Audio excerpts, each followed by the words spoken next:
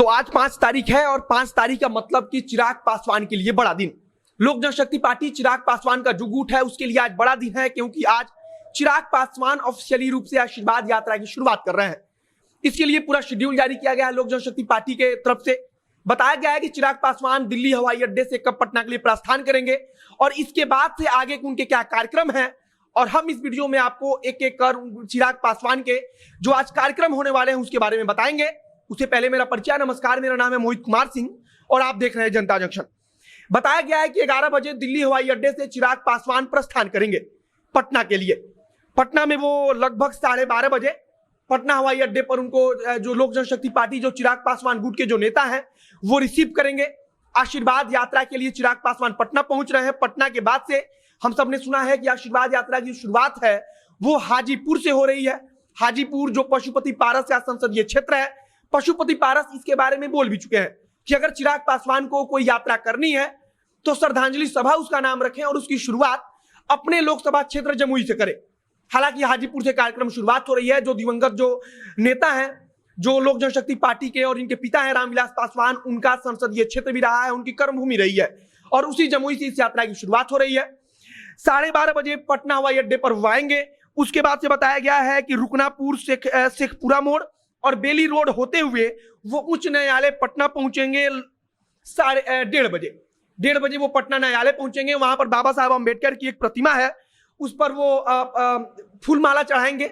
बाबा साहब अम्बेडकर को फूलमाला चढ़ाने के बाद से फिर आगे का कार्यक्रम बताया गया है कि इनकम टैक्स चौराहा होते हुए लगभग 1:20 पर वे गांधी सेतु से होते हुए बौरैया टोला जगदम्बा स्थान होते हुए राजा शैलेश नगर जो जिला वैशाली हाजीपुर में है वहां वो पहुंचेंगे।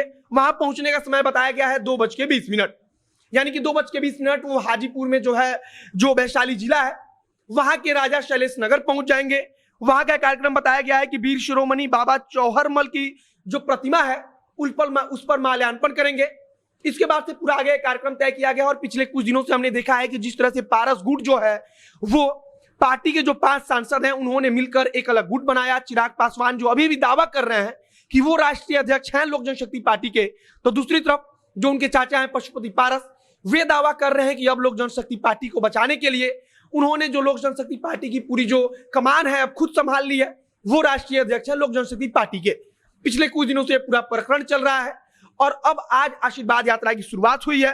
पार्टी की तरफ से जो सूचना दी गई है उसके मुताबिक 2:50 पर ग्राम सुल्तानपुर, प्रखंड हाजीपुर, जिला वैशाली में चिराग पासवान पहुंचेंगे। और वहां आज हमने आपको शुरू में ही बताया कि लोक जनशक्ति पार्टी के जो संस्थापक हैं दिवंगत नेता रामविलास पासवान की जन्मतिथि है, तो इस मौके पर वो वहां जो संस्थापक है रामविलास पासवान उनकी जयंती समारोह में शामिल होंगे।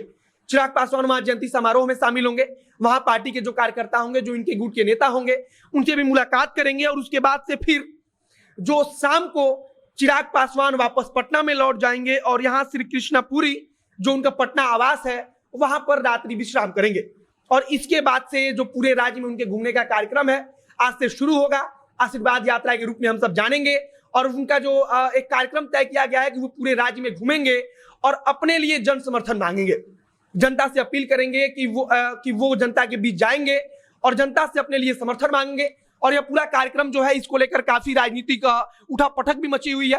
कहा जा रहा है कि जो भारतीय जनता पार्टी का जो भारतीय जनता पार्टी है वो लगातार नजर बनाए हुए है और जो केंद्रीय मंत्रिमंडल का विस्तार है, यहाँ पर सबसे जरूरी बात है कि चिराग पासवान के आशीर्वाद यात्रा के लिए ही रोकी गई है। केंद्रीय मंत्रिमंडल का जो विस्तार है वो इसलिए रोका गया है कि भारतीय जनता पार्टी देखना चाहती है कि चिराग पासवान के अंदर वो करिश्मा है या नहीं है अपने पिता की तरह।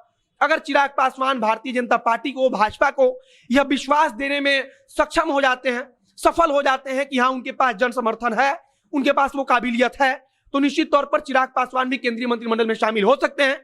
नहीं तो पशुपति पारस की तरफ से लगातार दावा किया जा रहा है कि केंद्रीय मंत्रिमंडल में पशुपति पारस गुट की तरफ से पशुपति पारस शामिल होंगे। चिराग पासवान कुछ दिन पहले गुजरात जाकर वहां पर भारतीय जनता पार्टी के किसी नेता से मुलाकात भी की थी। बताया गया कि वो नरेंद्र मोदी के बेहद खास हैं और उसके बाद से आशीर्वाद यात्रा को लेकर चर्चा और तेज हो गई। फिलहाल आज से आशीर्वाद यात्रा शुरू हुई है। हमने आपको बताया कि चिराग पासवान आज 12:30 बजे पटना हवाई अड्डे पर आएंगे और इसके बाद से आशीर्वाद यात्रा शुरू होगी और आगे कार्यक्रम को लेकर जो कुछ भी तस्वीरें आएंगी, जो कुछ भी नई खबरें आएंगी, उसे हम आप तक पहुंचाते रहेंगे। कैमरे के पीछे खड़े हैं पीयूष चौरसिया और मैं मोहित कुमार सिंह। धन्यवाद।